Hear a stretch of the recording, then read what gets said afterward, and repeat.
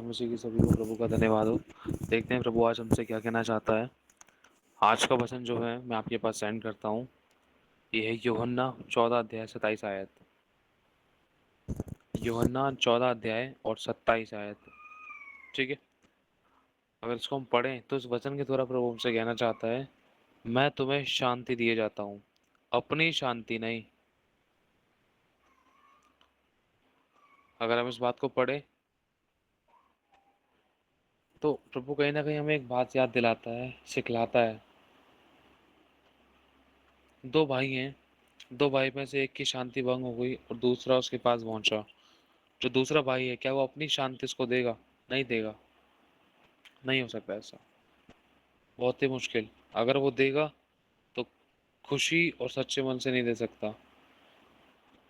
कहीं ना कहीं उसका दिल अंदर से उसको काटेगा, उसके मन उसको काटेंगे, उसके शब्द उसको काटेंगे, उसका प्रॉमिस जो उसने दूसरों के लिए किया है वो उसको काटेगा। नहीं यार, ये शांति तो तेरे लिए है, ये ब्लेसिंग तो तेरे लिए है, ये आशीष तो तेरे लिए है, लेकिन तो अपने हिस्से की ब्लेसिंग, अपने हिस्से की शांति तो उसको क्यों दे रहा है?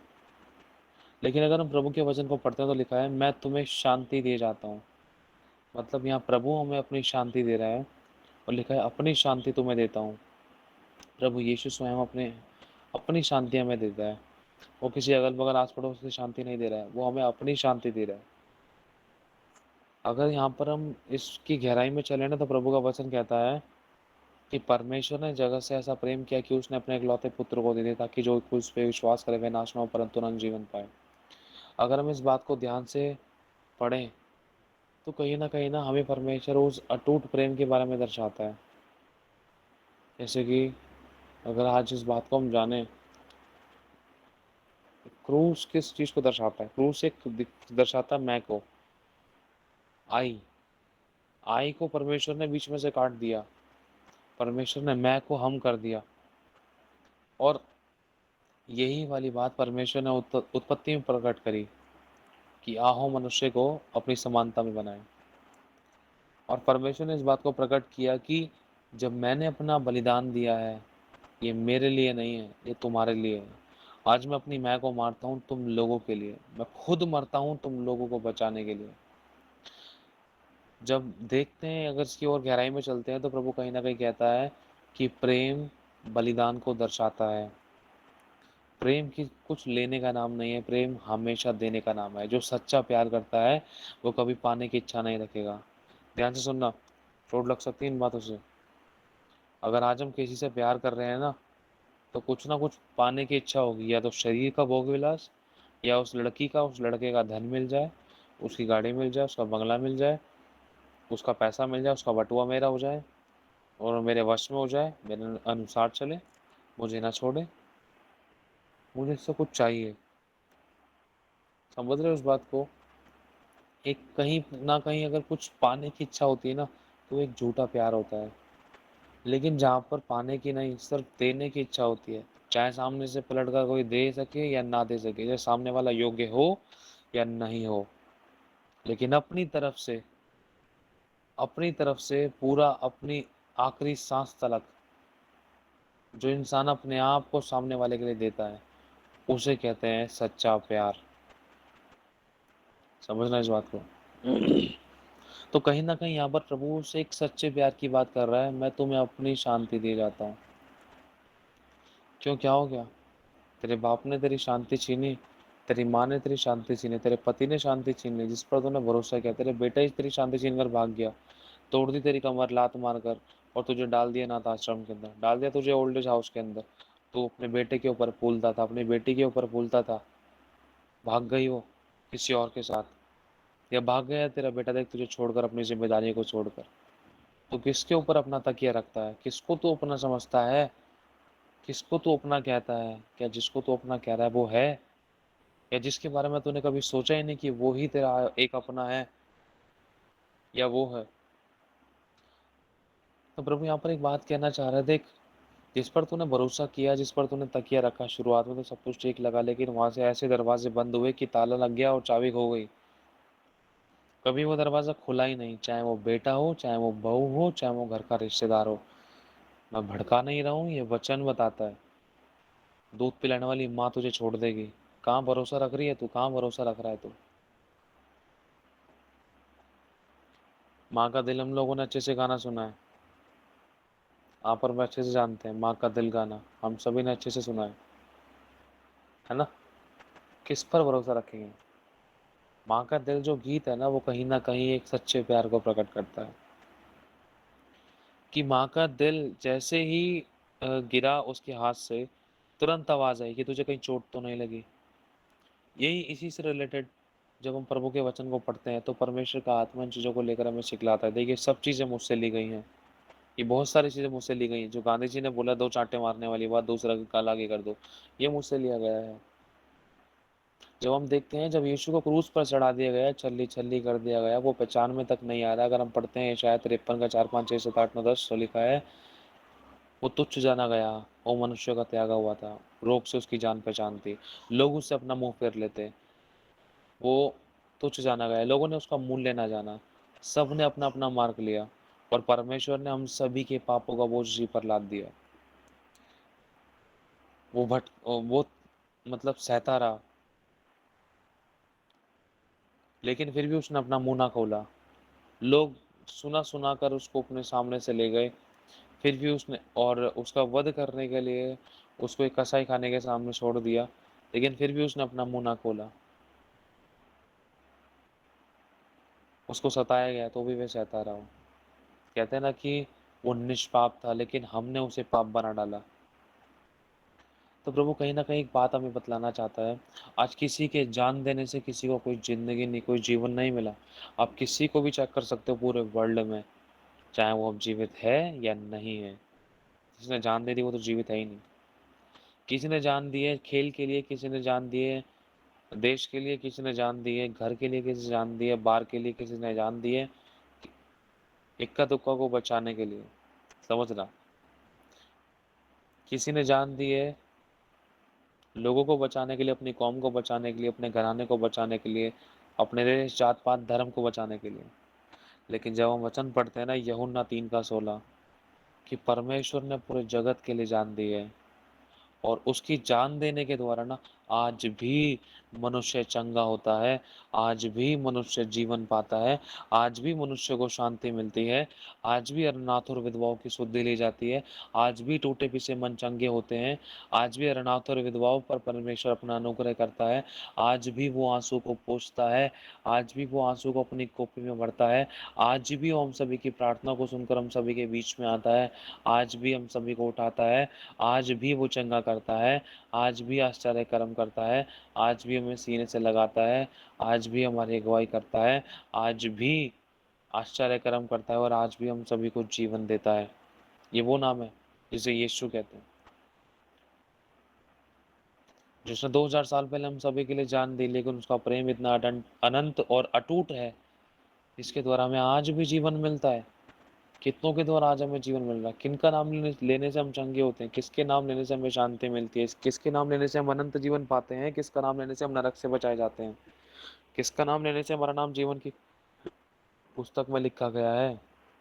सिर्फ यीशु। कैसे? ये वो अटूट प्यार है जिसने, अगर हम पढ़ते हैं यशायाह में, यहोवा ने साफ कह दिया, अरे तू तो मुझे जानता भी नहीं था। नए नियम में पढ़ते हैं, हमने तो उसे जाना भी नहीं, तब वो हमारे लिए आया, हमारे लिए मरा। कैसा प्यार है सोचो। हम लोगों ने तो उसको जाना भी नहीं था, तब उसने हमारे लिए जान दे दी। जगत की उत्पत्ति से हमारी नींव डाली गई थी मेरे भाई और बहनों। माँ के गर्भ में रचने से पहले परमेश्वर ने हम पर अपना चित्त लगाया है।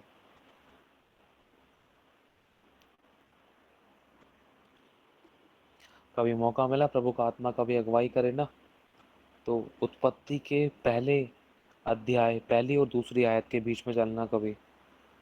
वो एक स्वर्गीय वो स्वर्गीय एक वार्तालाप है। जब प्रभु का आत्मा कभी अगुवाई करे ना, तो आप लोगों के बीच में जरूर शेयर किया जाएगा। आपकी आंखें भर जाएंगी उस गहरी बातों को जानकर। जब मैंने उन चीज़ों को जाना, सीखा, तो मैं भी सच में पानी पानी हो गया। जब मैं चीज़ों को सुना, सीखा, अनुभव लिया, उस गहराई में लेकर गया, तो आंखें नम हुए बिना नहीं रहती हैं। हालांकि जब हम वचन पढ़ते हैं, वह परमेश्वर ने आकाश और पृथ्वी की सृष्टि की, पृथ्वी बेडोल शुमशान थी, परमेश्वर का आत्मा गहरे जल पर मंडराता था। ये दो वचन जब इसी गहराई में जाते हैं ना, तो आग लग जाती है आत्मा की। नया नियम पुराना नियम परमेश्वर कैसे खोद खोद कर बताता है, सब ऐसा महसूस करने लगोगे आप कि स्वयं प्रभु यीशु मसीह आपके पास में बैठा है, और वो इन सारी बातों को आपको अच्छे तरीके से बता रहा है, जैसे एक मोती के अंदर एक धागे को पिरोया जाता है राम राम से। वो सारी बातें आपको धीरे धीरे करके सिखला रहा है, अनुभव के साथ समझा रहा है। लेकिन प्रभु कहीं ना कहीं हमें एक बात बतलाना चाहता है, मेरे बच्चे, तेरे लिए मैंने अपनी जान दी है। आज एक लड़का किसके लिए जान देता है? एक लड़की के लिए जान देता है। उससे ना तो उस लड़की को जिंदगी मिल पाती है, ना उसे घराना को जिंदगी मिल पाती है।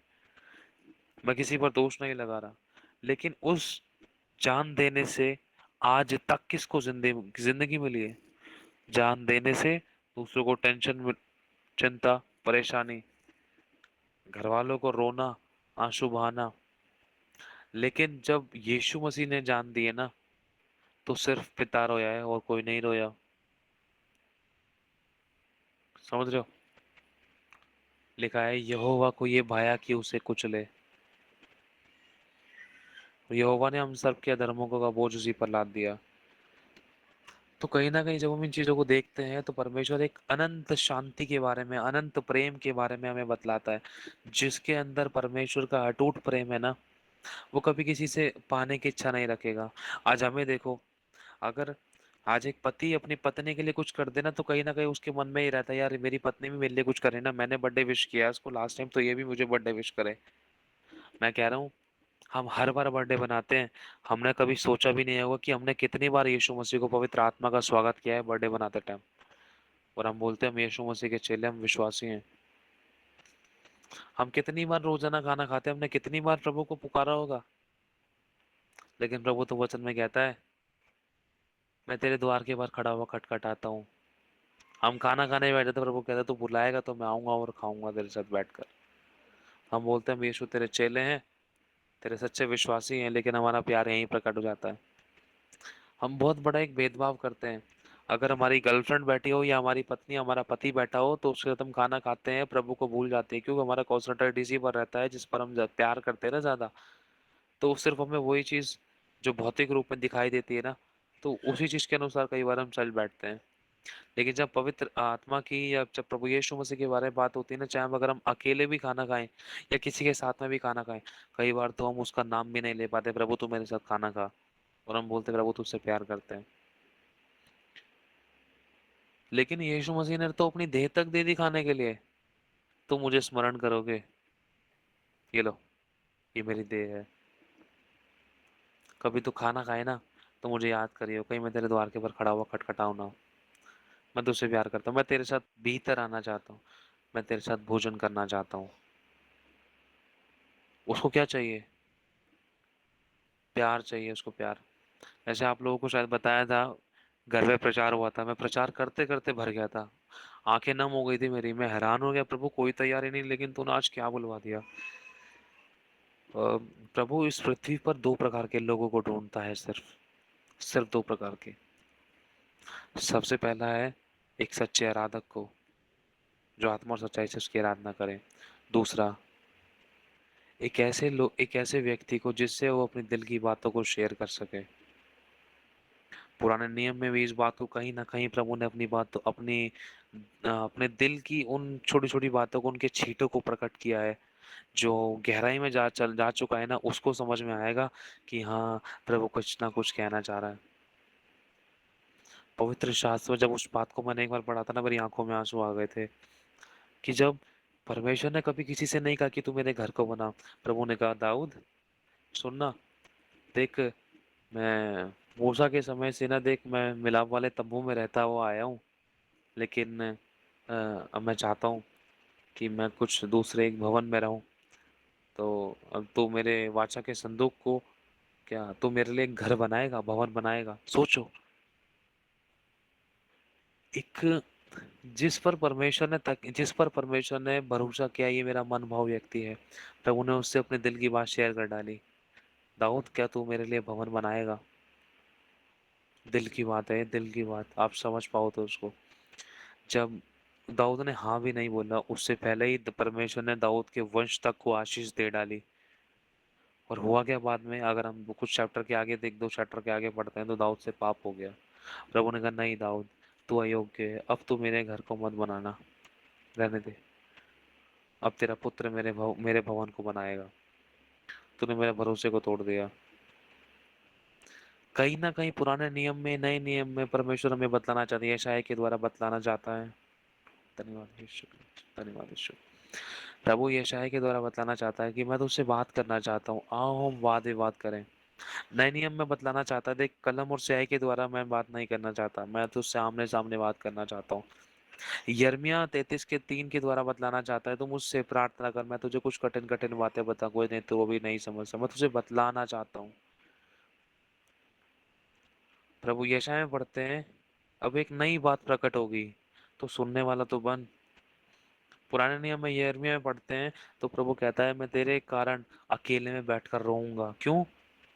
क्योंकि तूने मुझे विवश किया। मैंने तेरे साथ हमेशा कितना अच्छा किया, लेकिन तू मेरे साथ हमेशा तूने विश्वासघात किया। मैं तो सोचता था कि तू एक ऐसा व्यक्ति होगा, एक ऐसा बेटा होगा, एक ऐसी बेटी होगी, एक ऐसा मेरा अभिषेक्त होगा, एक मेरी ऐसी अभिषेक्त होगी जिससे मैं अपने दिल की बातों को शेयर करूंगा, बतलाऊंगा, बातचीत करूंगा। लेकिन सिर्फ तू अपने ही अनुसार चलकर तूने मेरी वाचा को तोड़ा, और तू मेरे योग्य नहीं रहा। तो कहीं ना कहीं परमेश्वर इन बातों को देखकर जब यीशु मसीह तक आते हैं, तो यीशु मसीह ने इस बात, परमेश्वर ने अपने उस प्रेम को ना दिल और जान से फाड़ कर दिखा दिया अपने सीने को। ले, मैं अपने प्रेम को अपने पुत्र के द्वारा प्रकट करता हूँ, जो तुम्हें सब कुछ देगा। और यही बात यीशु ने कह दी अपने चेलों के लिए, अपने विश्वासियों के लिए जो उस पर भरोसा रखते हैं, कि जो मेरा है वो तेरा है, जो तेरा है वो मेरा है, और तुझ में मेरी महिमा प्रकट हुई है। आमीन। तो प्रभु का धन्यवाद हो। प्रभु कह रहा है आगे, जैसे संसार तुझे देता है, मैं वो तुझे नहीं दूंगा, मैं तुझे अपना दूंगा, और तेरा मन ना घबराए, ना डरे। आमीन। जब प्रभु आपको देगा तो कोई आपसे छीन नहीं सकता। हालेलुया। चलो प्रार्थना में चलते हैं। प्रभु यीशु मसीह, तेरा धन्यवाद करते, तेरी तारीफ हो, तेरी महिमा, तेरी स्तुति, तेरा आदर मान सम्मान हो। प्रभु, इस पल तक जो भी बच्चे इस समय तक भी किसी बात को लेकर घबरा रहे थे, या टूटे हुए थे, या किसी प्रकार से पिसे हुए थे, या इनके सारे दरवाजे बंद हुए थे, प्रभु उनके लिए रास्तों को खोल। इनको अपनी शांति, अपनी आशीष, अपने चंगाई, अपना छुटकारा, अपनी सामर्थ, अपने अभिषेक से भर, इनकी जरूरतों को पूरा कर, इनकी अगुवाई कर। प्रभु तेरा धन्यवाद है, इनको अपने सीने से लगा ले, इनका टूटा पिसा मन तेरे ग्रहणियों के बलिदान हो। तेरा धन्यवाद देते हैं यीशु, तेरे नाम से मांगते हैं। आमेन, आमेन, आमेन। तो हम मीटिंग को ऑफ करेंगे।